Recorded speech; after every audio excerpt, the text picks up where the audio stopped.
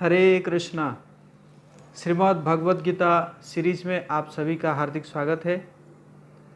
आज हम श्रीमद् भगवद गीता के दूसरे अध्याय के 48 और 49 48 एंड 49 ये श्लोक के ऊपर हम चर्चा करने का प्रयास करेंगे। 48 श्लोक इस प्रकार है। योगस्थ कुरु कर्माणि संगम त्यक्त्वा धनंजय सिद्धि असिद्ध्यो समो भूत्वा समत्वं योग उच्यते।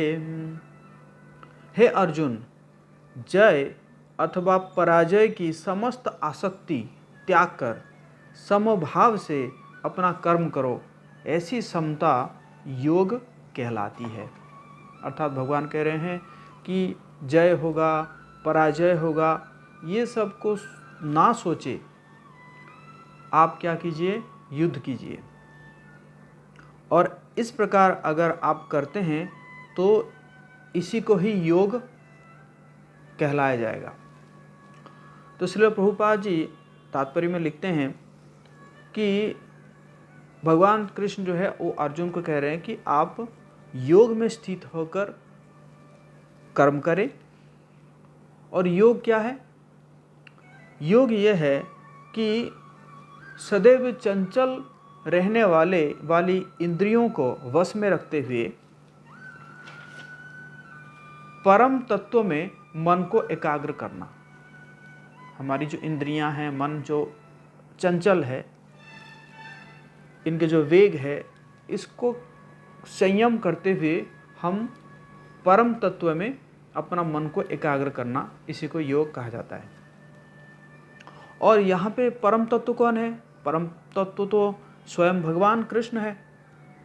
जब स्वयं भगवान कृष्ण अर्जुन को कह रहे हैं कि तुम युद्ध करो, तो फिर इसमें जय पराजय के जो जय हो या पराजय हो, ये जो फल को सोचने की जरूरत नहीं है। क्यों? जय या पराजय वो अब कृष्ण के लिए और विचारणीय होगा, क्योंकि कृष्ण कह रहे हैं, परम तत्व कह रहे हैं कि युद्ध करो। तो इसलिए अर्जुन को तो बस क्या करना चाहिए? कृष्ण के निर्देशानुसार कार्य करना चाहिए। और प्रभुपाद जी कह रहे हैं कि एक्चुअली जो कृष्ण के जो निर्देश का पालन ही वास्तविक योग है।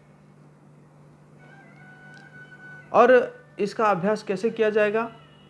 ये कृष्ण भावनामृत नामक विधि द्वारा किया जाता है। ये जो कृष्ण भावनामृत विधि है, कैसे अपने आप को कृष्ण भावना भावित बनाना, अर्थात कैसे हर कोई कार्य को हम कृष्ण को समर्पित करते हुए कर सकते हैं।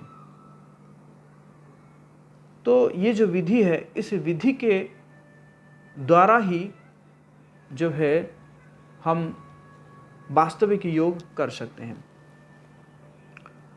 और विष्णु पुराण में कहा गया है, जो वर्णाश्रम धर्म, उस वर्णाश्रम धर्म का एकमात्र उद्देश्य क्या है? कि विष्णु को प्रसन्न करना। और वैसे देखा जाए, क्षत्रिय, अर्जुन क्षत्रिय है, तो वो क्षत्रिय होने के कारण उनको भी, अगर वो क्षत्रिय का धर्म पालन करते हैं तो भी वो विष्णु को प्रसन्न करने के लिए कर रहे हैं, क्योंकि भगवान जी की इच्छा ही यही है। भगवान जी की इच्छा है यही है कि आप क्षत्रिय है तो आप क्षत्रिय धर्म का ही पालन कर कीजिए।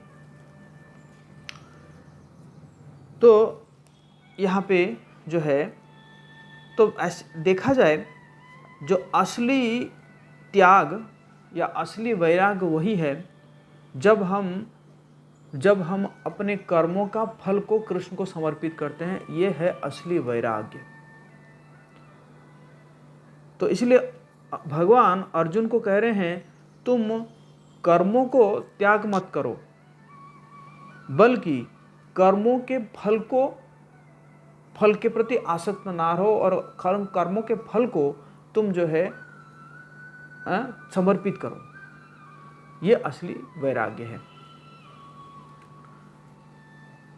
इसके आगे फिर 49 श्लोक में भगवान कह रहे हैं, दूरेण ही आवरम कर्म बुद्धि योगात् धनंजय बुद्धौ शरणम अन्विच्छा कृपणा फल हेतवः।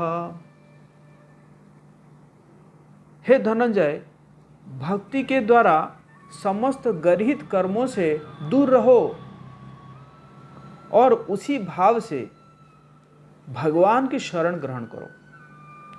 जो व्यक्ति अपने सकाम कर्म फलों को भोगना चाहता है वे कृपण है।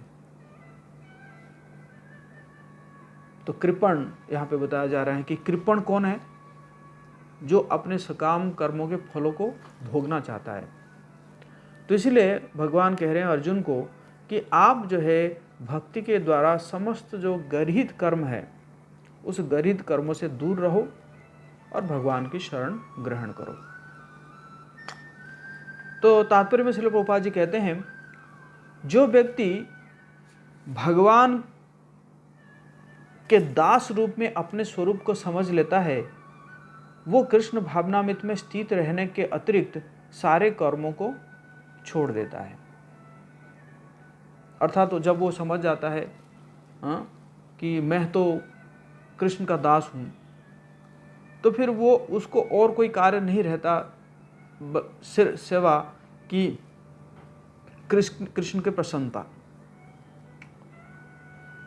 और यहाँ पे जो बताया गया है कि कोई अगर सकाम कर्म के फलों को भोगना चाहता है, जो कृपण है, वो कृपण क्या हो जाएगा?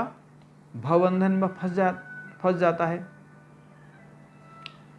और इससे क्या होता है कि जो जन्म मृत्यु का जो चक्कर है वो चक्कर लगा रहता है। इसलिए कृष्ण भावनामृत में हर कार्य कृष्ण की तुष्टि के लिए किया जाना चाहिए। तो जो भी कार्य है वो सारे कार्य क्या करना चाहिए? कृष्ण की तुष्टि के लिए किया जाना चाहिए। कृपण की भांति अभागे व्यक्ति अपनी मानवीय शक्ति को भगवान की सेवा में नहीं लगाते। जो कृपण होते हैं वो अपनी जो मानवीय शक्ति को वो भगवान की सेवा में वो नहीं लगाते हैं। तो यहाँ पे भगवान जो बता रहे हैं कि इसका मतलब ये जो कृपण है, जो सकाम कर्मों के फलों को भोगना चाहते हैं, क्योंकि अर्जुन भी इसके ऊपर डिस्कस कर रहे थे कि क्या होगा, जय होगा, पराजय होगा, या इसका जो है फल मुझे मिलेगा। तो भगवान कह रहे हैं कि ये तो जो सोचता है इसके बारे में वो तो कृपण है। और इसका मतलब कृपण जो है वो भवबंधन में फंस जाता है, इसका मतलब वो बुद्धिहीन होता है, मतलब उसका बुद्धि नहीं होता है। तो इसी कारण भगवान अब क्या करेंगे, जो 50 नंबर से आपको 50 to 53 इसमें भगवान बताएंगे कि बुद्धि योग, ये बुद्धि योग में काम करने से क्या फायदा होगा, क्या लाभ होगा। तो आज का विचार यही था। आप सब अपना कमेंट दीजिएगा, कैसा लगा आपको। कोई प्रश्न है तो कमेंट बॉक्स में आप पोस्ट कर सकते हैं। और अगर आप अभी तक ये चैनल को सब्सक्राइब नहीं किए हैं, आप इस चैनल को सब्सक्राइब करें ताकि ये भगवद गीता का ज्ञान सभी के पास पहुँचे। हरे कृष्णा।